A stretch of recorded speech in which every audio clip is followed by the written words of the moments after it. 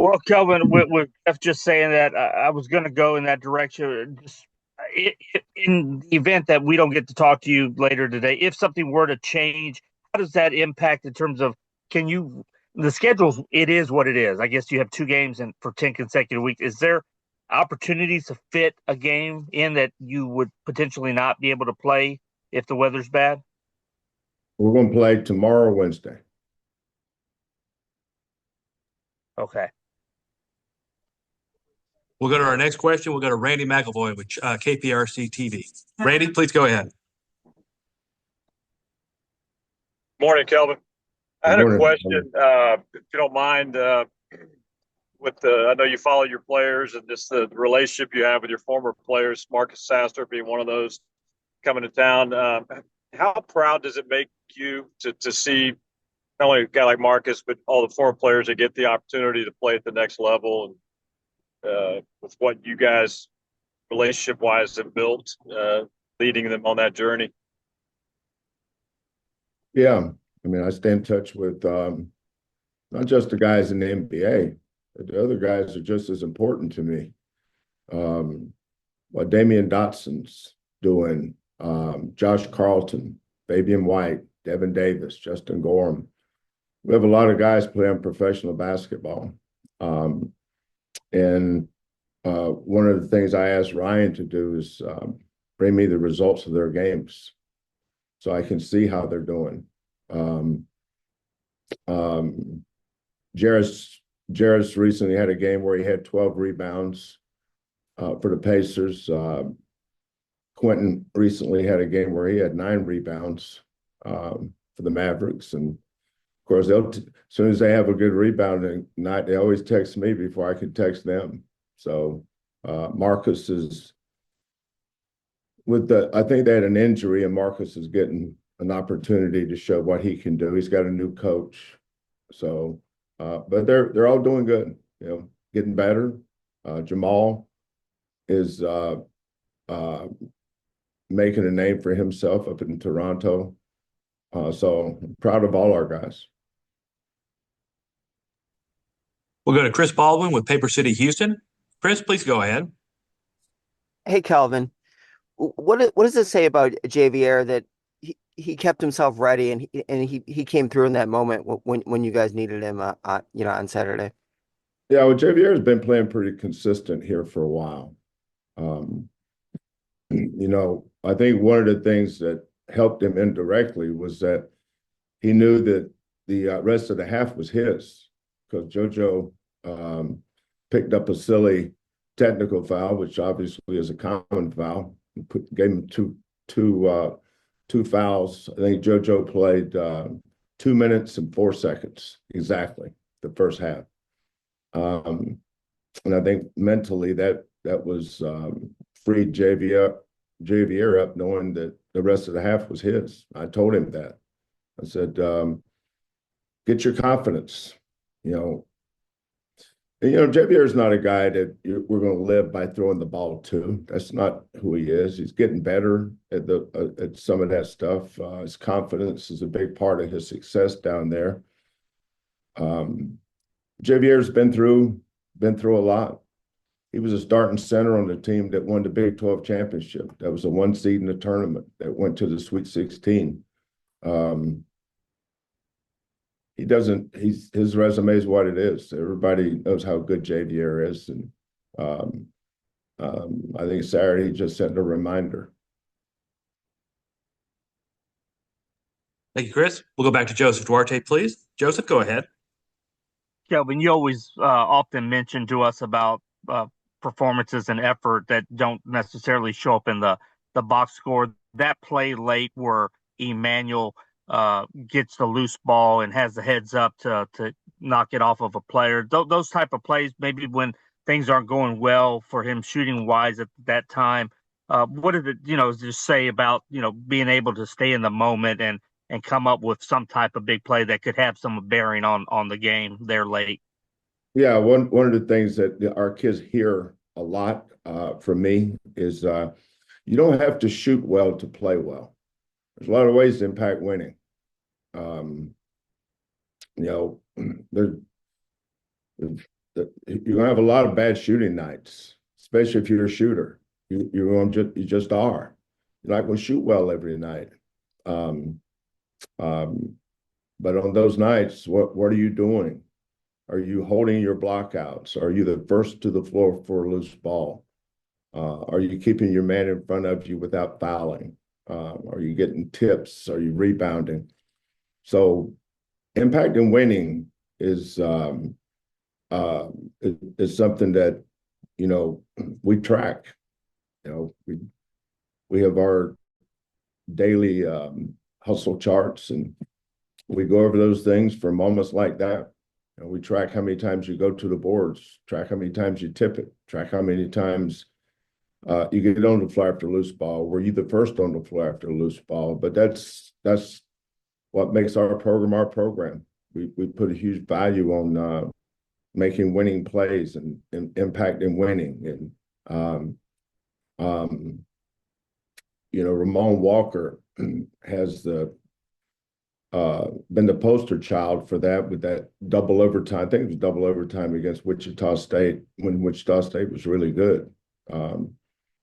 Is getting on the floor after that loose ball. But that's defined our program here for a long time. And Emmanuel understands that, and Emmanuel has a lot of winner to him.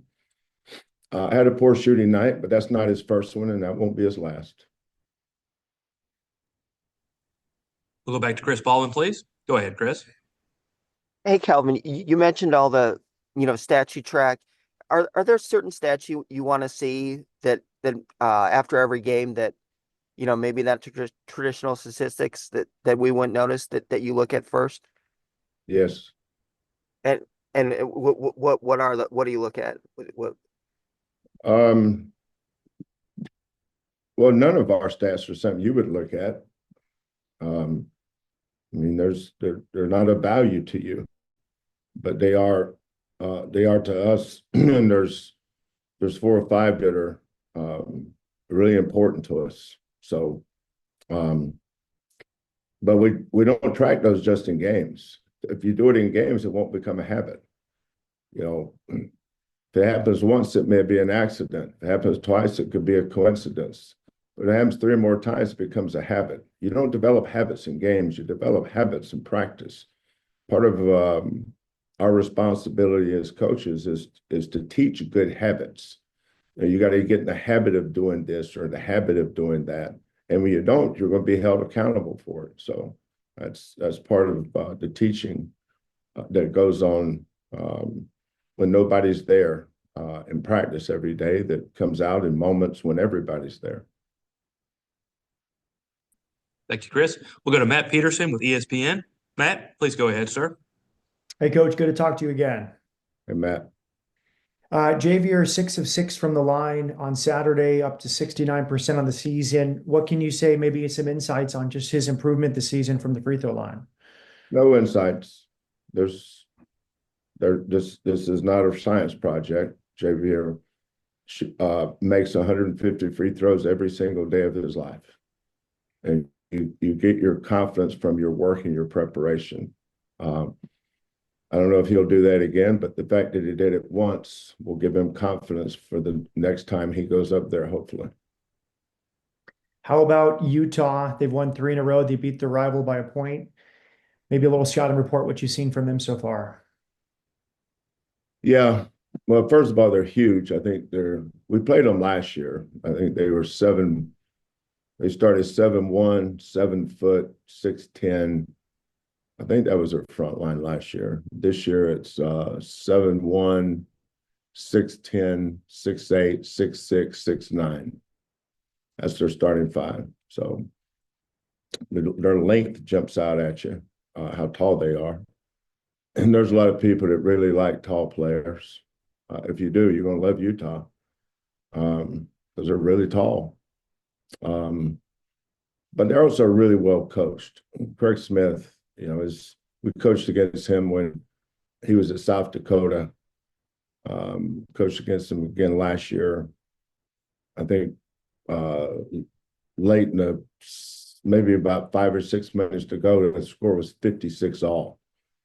So I think we wound up winning by 10 or so, but it was a lot closer than that. The big Lovering kid has really improved.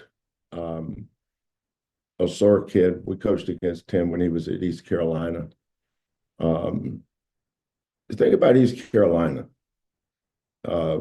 what's the kid's name what was the starting point guard for UConn last year? Tristan Newton, Jabon Small at West Virginia, Osor, who had 26 against BYU the other day. All three of those guys were together at East Carolina. Holy smokes. But Curry made a change to his lineup, and in his first 3 games, they were playing a couple guys that aren't playing right now. But this lineup that they're playing now, they're 3-0. They got the kid from Mongolia. I think you pronounce his name Sheriff Johns. High IQ. Madsen had 8 threes against us last year. Walene's 6'10", 3-man. Osor had 26 against BYU. Lovering. And then they bring the kid that was at Rice last year, Dawes. It was a great fit for them because he's extremely long, athletic, smart. Erickson, big threes. Lohner was at Baylor last year. I mean, they're huge. They're well coached, extremely good passing team. I would say the best passing team probably in the Big 12. They average over 17 assists a game. That's just incredible. But they have their way of playing. They're really good at it, and they got a really good coach. We'll go back to Joseph Duarte, please. Kelvin, as you get close to the end of the month here, any changes or expectation when you might have Ramon available? Well, I'm not sure. He got knocked backwards with the virus. I think Ramon probably got the worst end of that. So, we came in yesterday and kind of I met with Eddie about what we're going to do here. And so we didn't do a whole lot yesterday. We flew to Orlando late Friday, and then we had all those travel issues. When we got off the bus, I think it was after 8 o'clock when we got there. So we went straight to the arena and just walked through some things. I'm not even sure we taped. I think we just walked through stuff. And then got back to the hotel, and by that time it was we barely had time to eat and watch film, and it's time to go to bed. We had a 6:30 wake-up call Saturday morning, and then yesterday we flushed the Central Florida game, and just started getting ready for Utah. But there's the weather. The weather forecast dictates that we make good decisions for everybody, not just our team, but for University of Utah, for the referees, game management people, and most importantly for our fans. The game's going to be played. My guess right now would be Wednesday, but whenever that comes official. Obviously, we're not waiting for that. We'll know it beforehand. I actually kind of know it now, but we'll move on and play the game. So if I could sneak one more in, just looking at the future and knowing how you've not used fully, the spots on your roster, do you expect to add any more for this class, high school wise, or is that something that you just kind of wait and see how things play out? Yeah, I'll wait and see. Yeah. I don't see any hands raised. Is everybody good? Are there any more questions for Coach Sampson here? Is everybody good? Can I have one more? Go ahead, Matt. Last question from Matt Peterson, please. Hey, Coach, just this time of year with the weather and blizzards and snowstorms, any stories for us just about tough travel, in your many years that you can I can share? feel it. I can feel a chapter.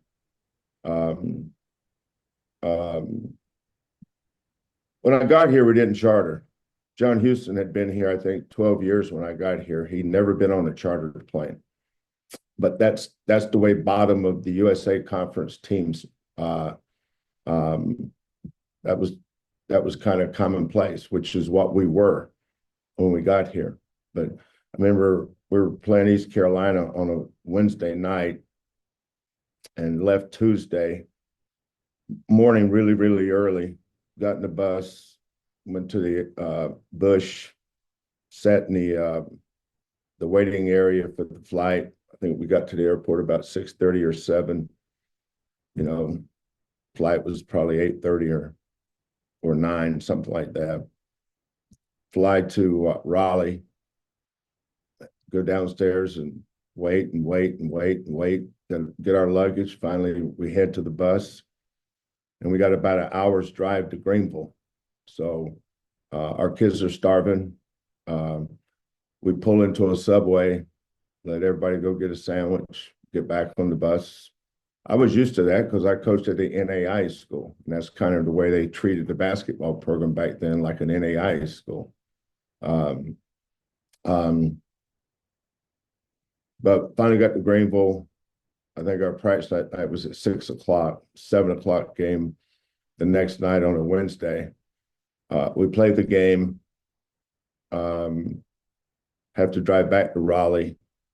We had a 3:30 wake up because we had a 6:05 flight. I think we got back to the hotel around midnight, maybe 12:30. We had to eat on the bus. Again, that's the way we did it at Montana Tech. That's the way we were doing it at Houston. Get up at 3:30, go to the get through security, go to the gate. A heavy fog was over the airport, so our flight got canceled at 6, moved it to 8 something, got canceled, moved it to 11, canceled, 1 canceled, so they finally canceled it.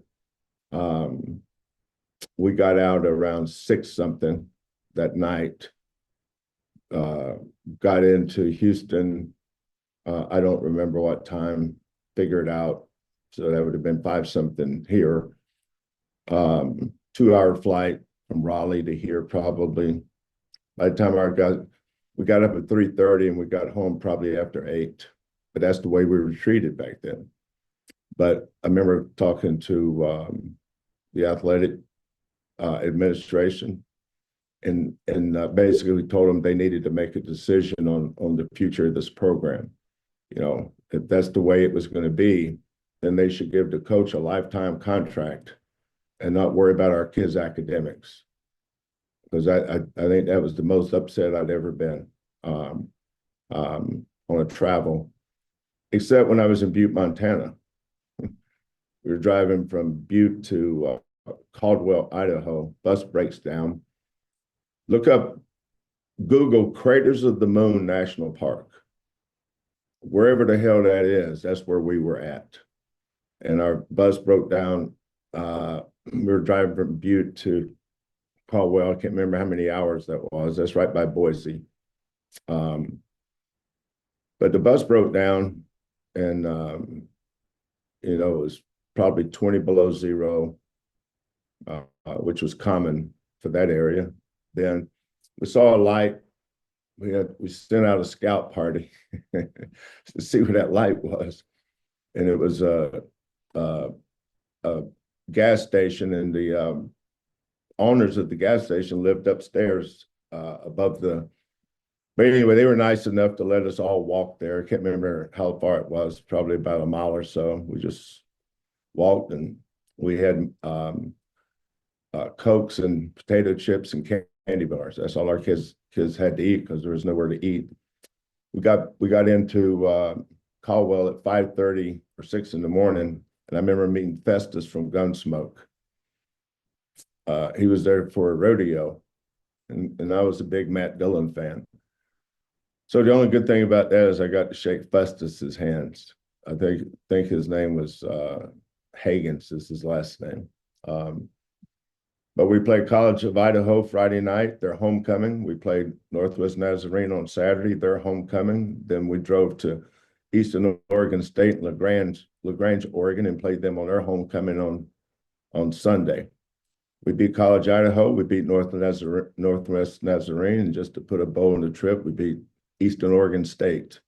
So with all that travel, we found a way to go 3-0. I was proud of the Ore Diggers.